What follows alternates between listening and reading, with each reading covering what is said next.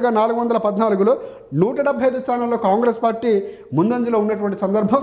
BRS party 53 స్థానాల్లో ముందుంది. ఇక బీజేపీ 73 స్థానాల్లో ముందున్నటువంటి పరిస్థితి కనిపిస్తుంది. ఇక అదర్స్ చూసుకుంటే 76 స్థానాల్లో వారు కూడా బీజేపీ కంటే ఎక్కువగానే చాలా కీలకమైనటువంటి ప్రభావాన్ని చూపించబోతున్నారు అదర్స్ అని చెప్పుకోవచ్చు. సో కొన్ని ప్రాంతాల్లో హంగులు ఏర్పడిన తర్వాత వీరే కీలకం కాబోతున్నారు. సో మిగతా ప్రాంతాలు చూసుకుంటే అంటే డివిజన్ల వారీగా మనం మాట్లాడుకున్నాం. 175, 53, 73, 76 ఇది వరుస క్రమంలో కాంగ్రెస్, బీఆర్ఎస్ పార్టీ, బీజేపీ, అదర్స్కు సంబంధించి. సో అలాగే కాంగ్రెస్ పార్టీ కార్పొరేషన్కి సంబంధించి ఓవరాల్గా చూసుకుంటే కాంగ్రెస్ పార్టీ 4 స్థానాల్లో కాంగ్రెస్ పార్టీ గెలిచింది. సో మొత్తం 7 కార్పొరేషన్లకు సంబంధించి బీఆర్ఎస్ పార్టీ ఎక్కడ కూడా కార్పొరేషన్ కైవసం చేసుకున్నటువంటి రిజల్ట్స్ స్పష్టంగా కనిపిస్తున్నాయి.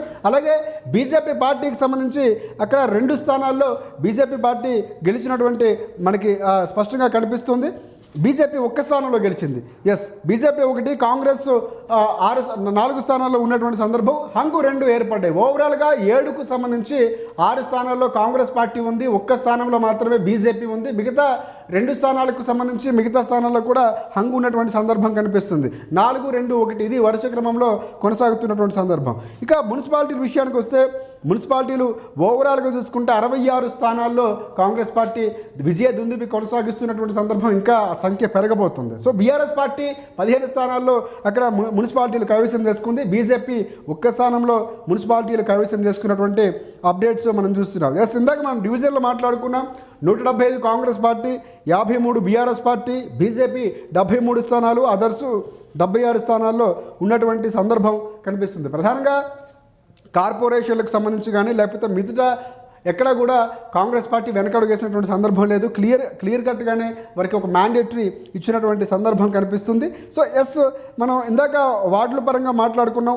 ఓవరాల్గా చూసుకుంటే వార్డులు 1331 స్థానాల్లో కాంగ్రెస్ పార్టీ ఇక్కడ ఇంతవరకు రిజల్ట్స్ చూసుకుంటే కనుక స్పష్టమైనటువంటి ఆధిక్యాన్ని కనిపించి గెలిచినటువంటి 1331, 718 స్థానాల్లో బీజేపీ పార్టీ గెలిచినటువంటి సందర్భాలు కనిపిస్తున్నాయి. 718 స్థానాల్లో. So BJP party 258, BRS party 718. Yes, BRS party 2వ స్థానంలో ఉంది 718, కాంగ్రెస్ పార్టీ మొదటి స్థానంలో 1331లో కొనసాగుతుంది. So others 250. ఇక్కడ గ్రాఫ్ చూసుకుంటే కాంగ్రెస్ పార్టీ తర్వాత బీఆర్ఎస్ పార్టీ ఉంది, తర్వాత బీజేపీ, అదర్స్ కూడా దాదాపుగా పోటీ ఇస్తున్నారు. సో ఇక్కడ స్థానం కొనసాగుతున్నటువంటి సందర్భం కనిపిస్తుంది. ఇక దుబ్బాక చూసుకుంటే అక్కడ బీఆర్ఎస్ పార్టీ విన్ అయింది. మున్సిపాలిటీ ఫలితాలు చూసుకుంటే చేరియాల్లో బీఆర్ఎస్ పార్టీ ఉంది, ఆమనగల్లో బీఆర్ఎస్ పార్టీ విన్ అయినటువంటి సందర్భం, నర్సంపేటలో కాంగ్రెస్ పార్టీ విజయం సాధించింది, పరకాల్లో కాంగ్రెస్ పార్టీ విజయం సాధించింది, భూపాలపల్లిలో కాంగ్రెస్ పార్టీ విజయం సాధించింది, గజ్వేల్లో బీఆర్ఎస్ పార్టీ అక్కడ విజయం సాధించినటువంటి అప్డేట్స్ మనకి ప్రధానంగా క్లియర్గా కనిపిస్తున్నాయి. సో ఈ ట్రెండ్ కొనసాగితే సో మరి కాసేపట్లో క్లారిటీ రాబోతుంది. ఓవరాల్గా చూసుకుంటే 7 కార్పొరేషన్లకు సంబంధించి పూర్తి స్థాయిలో ఏవి కైవసం చేసుకున్నా అందులో ఎన్ని మున్సిపాలిటీలు అత్యధిక స్థాయిలో కాంగ్రెస్ పార్టీ కైవసం చేసుకుంది, డివిజన్ల వైజు, వార్డుల వైజు, ఇవి చాలా కీలకం కాబోతున్నాయి. ఇంకా కొన్ని చోట్ల హంగు ఏర్పడ్డది. అక్కడ హంగు ఏర్పడిన తర్వాత రాజకీయాలు కూడా చాలా విచిత్రంగా మారుతున్నటువంటి సందర్భం కనిపిస్తుంది. బ్లాక్ ఫార్వర్డ్ పార్టీకి సంబంధించి గెలిచిన అభ్యర్థిని తీసుకెళ్ళటం కానీ లేకపోతే సిపిఐ సిపిఎం పార్టీకి సంబంధించిన కేటీఆర్ ఒక స్టేట్మెంట్ ఇవ్వడం, ఇవన్నీ చాలా కీలకం కాబోతున్నాయి. సో దీంతోనే మేయర్లు ఇవన్నీ చాలా కీలకం కాబోతున్నటువంటి సందర్భం కనిపిస్తుంది. కాంగ్రెస్ పార్టీ ఎలాంటి వ్యూహంతో వెళ్ళబోతుంది, ఇప్పటికే BRS party KTR press meet పెట్టడం, రామచంద్రరావు ప్రెస్ మీట్ పెట్టడం, ఇవన్నీ కూడా చాలా కీలకం కాబోతున్నటువంటి పరిస్థితి కనిపిస్తుంది. మొత్తానికి కాంగ్రెస్ పార్టీ మాత్రం తన హవాను కొనసాగిస్తున్నటువంటిది స్పష్టంగా రిజల్ట్స్లో కనిపిస్తుంది. సో బీఆర్ఎస్ పార్టీ కూడా కేటీఆర్ మాట్లాడుతూ మేము ఊహించిన స్థాయిలోనే మేము ప్రజల ఆదరణ పొందామని చెప్తున్నటువంటి సందర్భం కనిపిస్తుంది. సో మేము మంచి స్థానాలే సాధించామని కూడా ఒక ఆశాభావాన్ని వ్యక్తం చేశారు. బీజేపీ పార్టీకి సంబంధించి కూడా 20% ఓటింగ్ పెరిగిందని చీఫ్ రామచంద్రరావు చెప్పినటువంటి సందర్భం. కొత్తగా ఈసారి కొత్త ప్రాంతాల్లో కొత్త డివిజన్లు మున్సిపాలిటీలు ఈసారి కైవసం చేసుకున్నామని కూడా బీజేపీ పార్టీ ఒక రకమైన ధీమాని ఉత్సాహాన్ని చూపించింది. సో కాంగ్రెస్ పార్టీ అధికారంలో ఉంది కాబట్టి ఖచ్చితంగా ఓటు బ్యాంకు ఆ స్థాయిలో తెచ్చుకుంది, ఆ వర్కౌట్ చేసింది. సో ఇక్కడ బీజేపీ పార్టీ కూడా మేము కూడా అదే స్థాయిలో కష్టపడ్డాం, ఈసారి గతం కంటే ఎక్కువ మాకు ఓట్లు పోలయ్యాయి, సో ప్రజల ఆదరణ మేము పొందాం, ఇంకా ముందుకెళ్తామని రామచంద్ర ఒక ధీమా వ్యక్తం చేసినటువంటి ప్రెస్ మీట్ కూడా ఇప్పుడే చూసాం. సో ఓవరాల్గా ఫైనల్ రిజల్ట్స్ వస్తే ఎవరు అంతిమంగా ఎక్కువ స్థానాలు కైవసం చేసుకున్నారు ఇవన్నీ కూడా తెలియాల్సిన అవసరం ఉంది.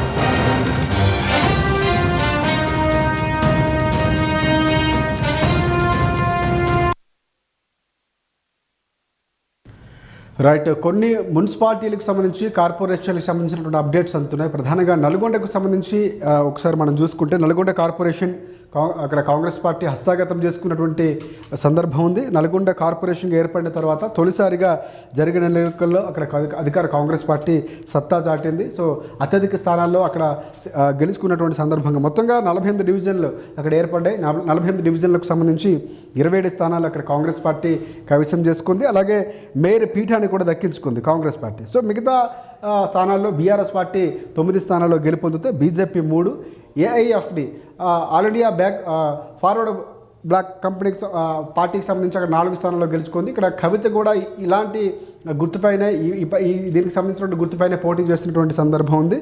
సో అలాగే ఇండిపెండెంట్లు 4 గెలిచారు. ఎంఐఎం పార్టీకి సంబంధించి ఒక అభ్యర్థి అక్కడ గెలుపొందినటువంటి సందర్భం కనిపిస్తుంది. కాంగ్రెస్ పార్టీ విజయం సాధించడంతో జిల్లా కేంద్రంలో ఆ పార్టీ శ్రేణులు సంబరాలు చేసుకున్నటువంటి సందర్భాలు కూడా కనిపిస్తున్నాయి. సో మరొక స్థానం చూసుకుంటే మంచిర్యాల కార్పొరేషన్కి సంబంధించి కాంగ్రెస్ పార్టీ అక్కడ విజయం సాధించింది. సో ఇక్కడ మంచిర్యాల కార్పొరేషన్కి సంబంధించి కాంగ్రెస్ పార్టీ కైవసం చేసుకుంది 60 డివిజన్లకు సంబంధించి. సో 60 డివిజన్లో 45 స్థానాలు అక్కడ కాంగ్రెస్ పార్టీ సొంతం చేసుకుంది. బీఆర్ఎస్ పార్టీ 5, బీజేపీ 1 డివిజన్లో అక్కడ గెలుపొందినటువంటి సందర్భాలు కనిపిస్తున్నాయి. డివిజన్ వైజ్గా చూసుకుంటే 60 డివిజన్లు. అలాగే అటు నల్గొండ, మహబూబ్ నగర్, రామగుండంలో కూడా కాంగ్రెస్ పార్టీ ఆధిక్యంలో కొనసాగి ఒక స్పష్టమైనటువంటి ఆధిక్యాన్ని కనపరిచినటువంటి సందర్భాలు కనిపిస్తున్నాయి. కరీంనగర్ కూడా కాంగ్రెస్ పార్టీ గెలుచుకున్నటువంటి సందర్భాలు ఉన్నాయి. సో మిగతా కార్పొరేషన్లకి క్లారిటీ రావాల్సిన అవసరం ఉంది. 2 కార్పొరేషన్లు మినహాయించి మిగతా అన్ని కూడా హంగు ఏర్పడినటువంటి సందర్భం కనిపిస్తుంది. రెండింటిలో ఇంకా క్లారిటీ రావాల్సిన అవసరం ఉంది. మొత్తానికి సో కౌంటింగ్ పూర్తి స్థాయిలో క్లియర్ అయిన తర్వాత అత్యధికంగా కాంగ్రెస్ పార్టీ గెలుస్తుంది. ఎంత ఫిగర్, మ్యాజిక్ ఫిగర్ ఎంత అనేది మాత్రం ఖచ్చితంగా తెలియాల్సి ఉంది. హైయెస్ట్ ఫిగర్ క్లియర్ అవ్వబోతుంది. తర్వాత బీఆర్ఎస్ పార్టీ తర్వాత స్థానంలో ఉంది. బీజేపీ అలాగే ఇతరులు కూడా ప్రభావితం చూపించబోతున్నారు. ఎంఐఎం, జనసేన పార్టీలు కూడా స్థానాలు కైవసం చేసుకునే జాగృతికి సంబంధించినటువంటి ఆ అభ్యర్థులు ఎవరైతే ఉన్నారో జాగృతి బలపరిచిన వారు వాళ్ళు కూడా బ్యాక్వర్డ్ పార్టీకి సంబంధించిన గుర్తుపై పోటీ చేశారు. ఏఐఎఫ్కి సంబంధించి వాళ్ళు కూడా గెలుపొందినటువంటి సందర్భాలు కనిపిస్తున్నాయి.